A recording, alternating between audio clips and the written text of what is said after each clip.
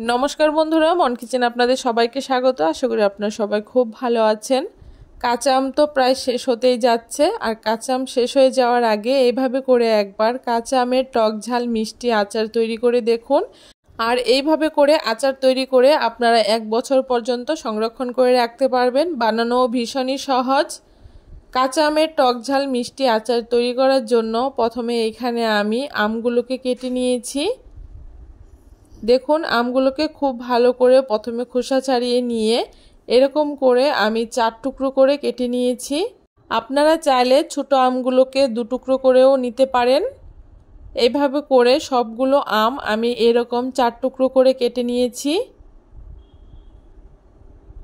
দেখুন এখানে আমি এক এক করে সবগুলো আম কেটে নিয়েছি। এখন আমগুলোকে খুব ভালো করে জলের মধ্যে 2 থেকে 3 বার পরিষ্কার করে ধুয়ে নেব। যতক্ষণ না আমের জলটা একদম পরিষ্কার হচ্ছে ততক্ষণ খুব ভালো করে 2-3 বার আমগুলোকে ধুয়ে নিতে হবে। দেখুন আমগুলোকে খুব ভালো করে এখানে আমি তুলে নিয়েছি। আর খুব ভালো করে পরিষ্কার করে আমগুলোকে ধুয়ে নেওয়ার পরে এখন একটা গামলার মধ্যে আমগুলোকে আমি নিয়ে নিচ্ছি। সবগুলো আম আমি একটা গামলার মধ্যে নিয়ে এখন আমের মধ্যে পরিমাণ মতো হাফ চামচ মতো হলুদ গুঁড়ো দিয়ে দিচ্ছি। আর তার সাথে এখানে আমি হাফ চামচ মতো নুন দিয়ে দিয়েছি। এখন নুন আর হলুদ দিয়ে আমের সাথে খুব ভালো করে মিশিয়ে নেব। খুব ভালো করে হাত দিয়ে আমি নুন আর হলুদটাকে আমের সাথে মিশিয়ে নিচ্ছি। আর এইভাবে করে আমটাকে মাখিয়ে নেওয়ার পরে একটা ঝুড়ির মধ্যে আমটাকে দিয়ে আমগুলোকে ছড়িয়ে একদিন খুব ভালো করে আমগুলোকে আমি রোদ দিয়ে নেব। আমগুলোকে রোদে দিয়ে দিয়েছি। এখন আমি আচারের জন্য মশলাটা তৈরি করে নেব। এখানে তার জন্য উনানে কড়াই বসিয়ে দিয়ে 1 চামচ গোটা ধনে দিয়ে দিয়েছি, হাফ চামচ মেথি দিয়ে দিয়েছি। মেথির পরিমাণটা একটু অল্পই ব্যবহার করবেন, বেশি হয়ে গেলে তেতো লাগবে। 1 চামচ মৌরি ব্যবহার করেছি আর তার সাথে 1 চামচ সাদা জিরে ব্যবহার করেছি।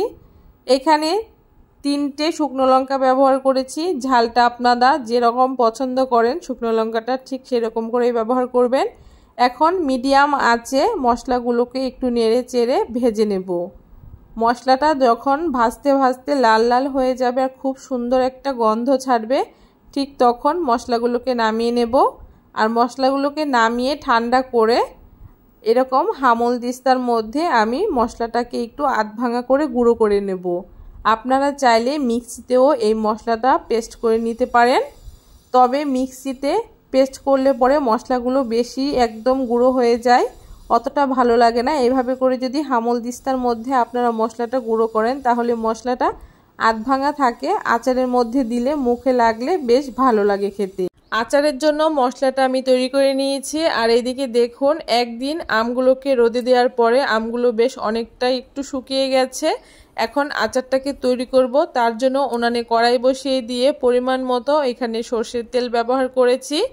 তেলটা খুব ভালো করে গরম হয়ে যাওয়ার পরে এখানে আমি 5 ফোড়ন আর 2টো শুকনো লঙ্কা ফাটিয়ে তেলের মধ্যে দিয়ে দিয়েছি। এখন মশলাগুলোকে একটুখানি লাল লাল করে ভেজে নেব।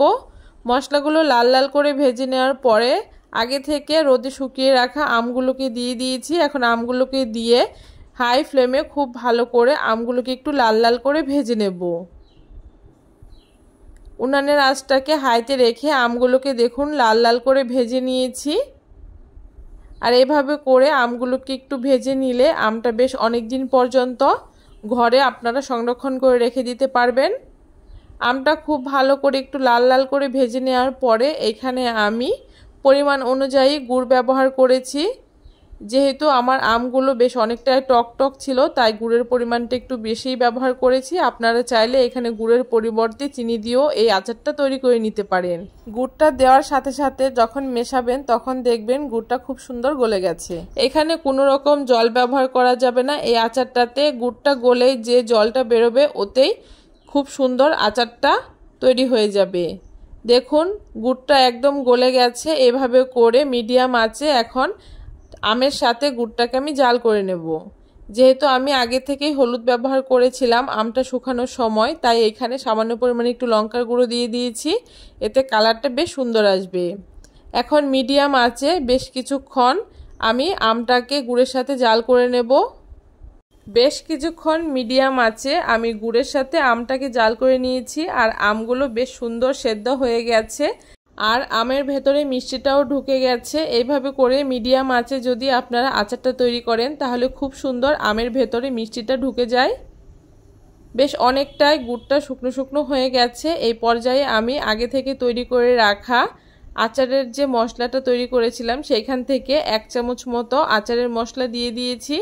এখন মশলাটাকে দিয়েও খুব ভালো করে আচারের সাথে মিশিয়ে নিচ্ছি। আর আচারের সাথে মিশিয়ে নেওয়ার পরে মিডিয়াম আঁচে আবারও 5 মিনিট আমি রেখে দিয়েছি। আর তারপরে নেড়ে চেড়ে দেখুন আচারটা বেশ অনেকটাই শুকনো শুকনো হয়ে গেছে। আচারটা এখানে আমার একদম রেডি হয়ে গেছে। এখন গ্যাসটাকে বন্ধ করে দিয়ে আচারটাকে আমি ঠান্ডা করে নেব। আচারটাকে ঠান্ডা করে নিয়ে একটা প্লেটের মধ্যে নামিয়ে নিয়েছি। আর আচারটা কতটা সুন্দর হয়েছে দেখে বুঝতেই পারছেন। বেশ অনেক দিন পর্যন্ত এই আচারটাকে আপনারা সংরক্ষণ করে যদি রাখতে চান তাহলে আচারটা নামানোর আগে সামান্য পরিমাণে একটু ভিনিগার দিয়ে খুব ভালো করে মিশিয়ে নেবেন, তাহলে বেশ অনেক দিন পর্যন্ত আচারটাকে আপনারা সংরক্ষণ করে রাখতে পারবেন। কেমন লাগলো কাঁচা আমের টক ঝাল মিষ্টি এই আচারের রেসিপি অবশ্যই জানাতে ভুলবেন না। ভিডিওটা ভালো লাগলে অবশ্যই সবার সাথে শেয়ার করে দেবেন।